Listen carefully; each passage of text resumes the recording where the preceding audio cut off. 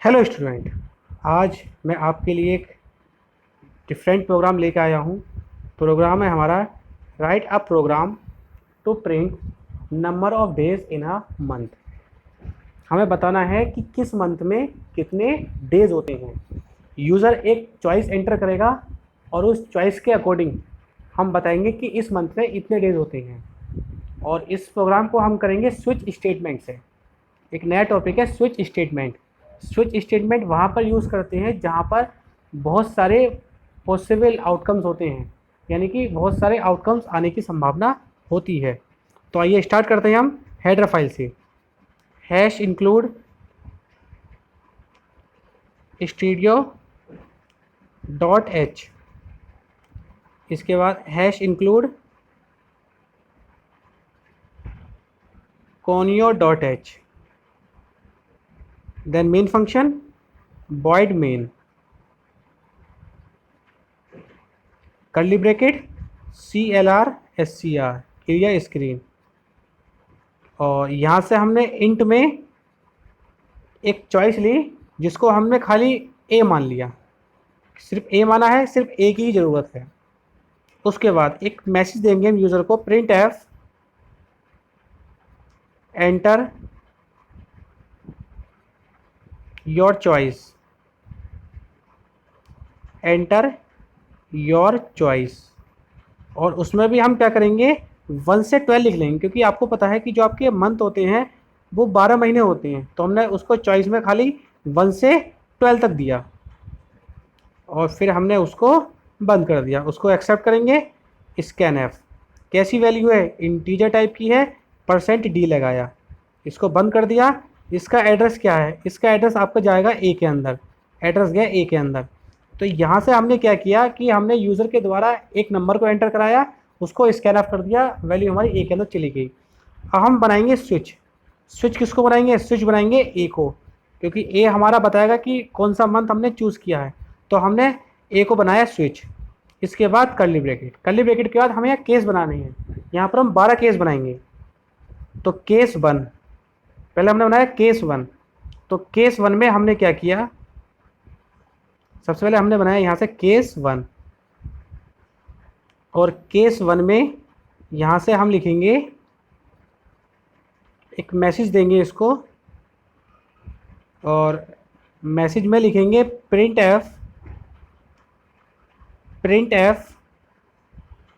और आपको पता है कि जनवरी में कितने डेज होते हैं, जनवरी में 31 डेज होते हैं। तो यहाँ हमने क्या किया, 31 लिख दिया। और इसके बाद यहाँ हमने ब्रेक लगा दिया, क्योंकि ब्रेक का मीन्स क्या है, ब्रेक का मीन्स ये है कि अगर यूज़र 1 एंटर करे तो उसको 31 प्रिंट कर दें। और 31 प्रिंट अगर यूज़र 1 एंटर करता है तो केस 1 की वैल्यू प्रिंट करके फिर वो ब्रेक करके प्रोग्राम के बाहर आ जाए। इसके बाद केस 2 करेगा। केस 2 में हम मैसेज देंगे, केस 2 मैसेज दिया हमने प्रिंट एफ। और आपको पता है कि फरवरी में 28 डेज भी होते हैं और 29 डेज भी होते हैं। तो इसमें हम दोनों ही कंडीशन लिखेंगे, 28 और 29, क्योंकि दोनों ही हमारे हो सकते हैं। फिर बाहर आ जाएंगे, ब्रेक लगा देंगे। ऐसा करके हम यहाँ से 12 केस लगाएंगे, केस 1 केस 2, इसके बाद केस 3। केस 3 में हम लिखेंगे प्रिंट एफ। अब मार्च में कितने दिन होते हैं, मार्च में हमारे 31 डेज होते हैं, मार्च में 31 डेज होते हैं। इसको ब्रेक लगा देंगे। ब्रेक लगाने के बाद केस 4, केस 4 में हम मैसेज देंगे प्रिंट एफ। और इसके बाद हम हमारे जनवरी फरवरी मार्च अप्रैल में कितने होते हैं, अप्रैल में हमारे 30 होते हैं, अप्रैल में हमारे 30 होते हैं। तो हमने 30 लिख दिया। फिर ब्रेक लगा देंगे। फिर केस 5, केस 5, केस 5 की हम बात करेंगे। मई का महीना, मई के महीने में कितने होते हैं, मई के महीने में 31 होते हैं। तो हमने यहाँ 31 लिख दिया। फिर ब्रेक लगाया। इसके बाद केस 6 लिया हमने, और केस 6 में हमने मैसेज दिया प्रिंट एफ। जून का महीना है, जून के महीने में कितने होते हैं, 30 डेज होते हैं, तो हमने यहाँ पर 30 लिख दिया। फिर ब्रेक लगाया। इसके बाद केस 7 की हम बात करें तो केस 7 में प्रिंट एफ, जुलाई का महीना है, जुलाई के महीने में 31 होते हैं, जुलाई के महीने में 31 होते हैं, हमने ब्रेक लगाया। इसके बाद केस 8 एंटर किया हमने। इसमें हम मैसेज देंगे प्रिंट एफ, अगस्त का महीना है, अगस्त के महीने में भी डेज आपके 31 होते हैं, अगस्त के महीने में भी डेज 31 होते हैं, ब्रेक लगा दिया। इसके बाद केस 9 में हमने मैसेज दिया प्रिंट एफ, सितंबर का महीना है, सितंबर के महीने में 30 डेज होते हैं, सितंबर में 30 डेज होते हैं, तो हमने 30 लिख दिया। फिर ब्रेक लगाया। इसके बाद केस 10 लिया हमने। केस 10 का मतलब है अक्टूबर का महीना, अक्टूबर के महीने में डेज कितने होते हैं, 31 होते हैं, तो हमने वहाँ पर 31 लिख दिया।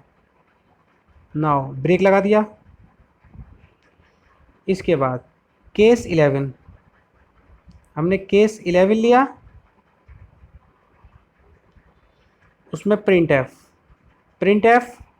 नवंबर का महीना, नवंबर के महीने में डेज कितने होते हैं, 30 होते हैं, तो हमने यहाँ से 30 लिख दिया। फिर हमने ब्रेक लगा दिया। केस 12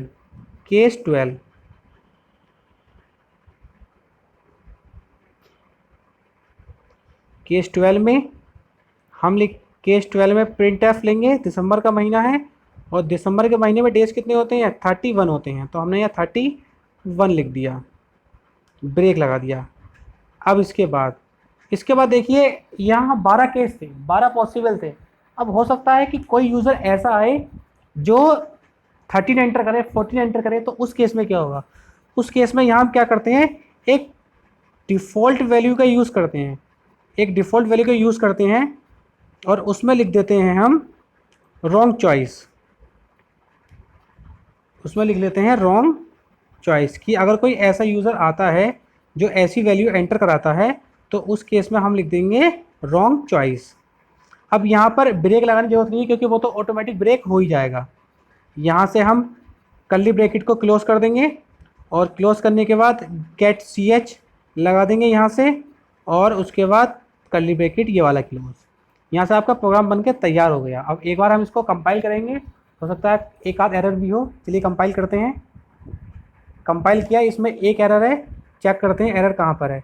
एरर यहाँ पर है। क्या एरर है कि यहाँ पर हमने डबल कोट्स में लगा के सेमीकोलन का यूज़ कर दिया, डबल कोट्स में लगा के सेमीकोलन का यूज़ कर दिया। चलिए ठीक कर दिया। अब कंपाइल करते हैं, कोई एरर नहीं है, कोई भी एरर नहीं है। अब रन करते हैं। रन में हमसे कहा एंटर योर चॉइस। अब हमारी चॉइस पर डिपेंड करता है। मान लीजिए हमने 6 एंटर करेंगे, तो आपको पता है कि जो 6 का जो महीना है, वो महीना कौन सा है, वो आपका 6 का महीना जून का है। तो यहाँ में आउटपुट क्या मिलेगा, जून के महीने में डेज कितने होते हैं, जून के महीने में डेज हमारे 30 होते हैं, तो आपको क्या मिल गया 30। अब यहाँ से अगर आप चाहते हैं कि डेज के साथ साथ उसके जो मंथ का नेम है, कि मंथ का नेम भी आए, तो आप यहाँ से क्या कर सकते हैं, यहाँ से आप इसको एडिट कर सकते हैं। यहाँ से आपने क्या किया, जहाँ पर हमने 31 लिखा है, चलिए मैं यहाँ से सब जगह एडिट कर देता हूँ। तो यहाँ पर हमने लिख दिया JANUARY, जनवरी में डेज कितने होते हैं 31। इसके बाद यहाँ हम बात करेंगे, यहाँ हमने लिख दिया फरवरी, क्योंकि हम अपने अकॉर्डिंग जो भी हम इस डबल कोट्स में लिखेंगे वो हमें डबल कोट्स में मिल जाएगा। तो यहाँ हम लिख लेंगे फरवरी।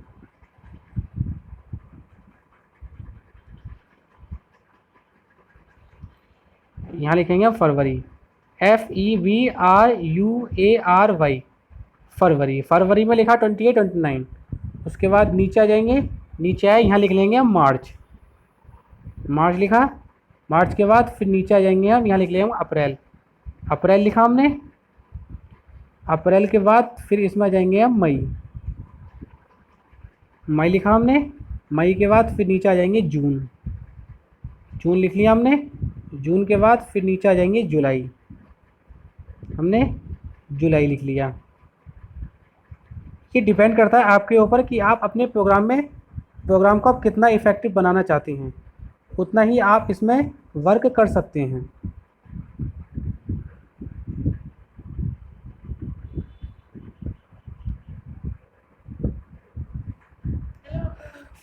तो हमने यहाँ से हमने जुलाई पे कर लिया।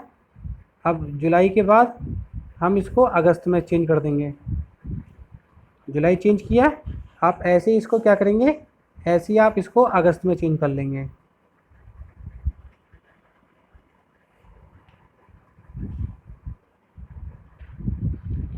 ठीक है, आप इसको अगस्त में चेंज कर लेंगे। नीचे आपके ये आ जाएगा, तो आप इसमें अगस्त को चेंज कर लेंगे।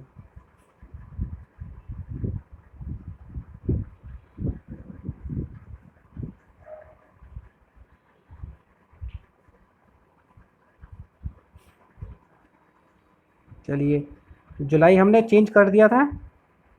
जुलाई के बाद हम क्या करेंगे, यहाँ पर अगस्त को चेंज कर देंगे। यहाँ हमने अगस्त लिख दिया, अगस्त लिख दिया। तो यहाँ से हमारा ये अगस्त चेंज कर दिया हमने। अगस्त के बाद फिर हम नीचे आएंगे, नीचे आए यहाँ हम लिखेंगे सितंबर।